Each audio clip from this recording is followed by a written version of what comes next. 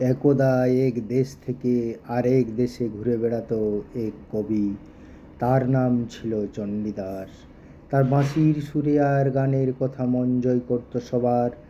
দূরে এক রাজপ্রাসাদের বাগানে বসেছিল রাজকুমারী রজকিনী। তার মনটা ছিল ভারাক্রান্ত, কারণ তার জীবনের সবই কিছু ছিল নিয়মের বেড়াজালে বাঁধা। হঠাৎ রজকিনীর কানে এলো এক মিষ্টি সুর। সে উঠে দাঁড়ালো এবং সেই সুরের উৎস খুঁজতে লাগলো।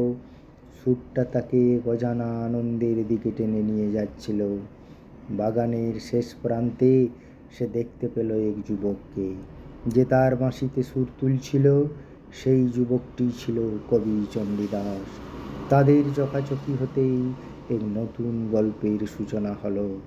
চণ্ডীদাস তার গান দিয়ে রজকিনীর মন জয় করল, আর রজকিনী তার মিষ্টি কথা দিয়ে চণ্ডীদাসের হৃদয় ছুঁয়ে গেল। তারা একে অপরের সাথে গল্প করতে করতে সময় কাটিয়ে দিল।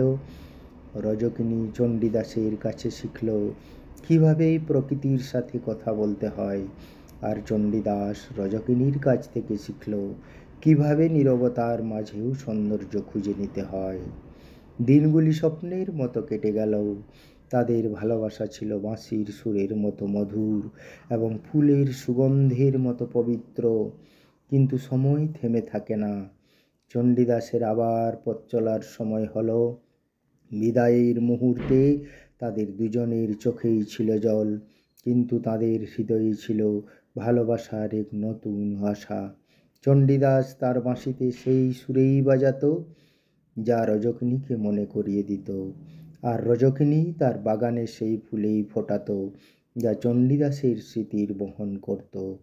তাদের ভালোবাসা ছিল এক অনন্ত যাত্রা, যা দূরত্বের বাধা মানে না।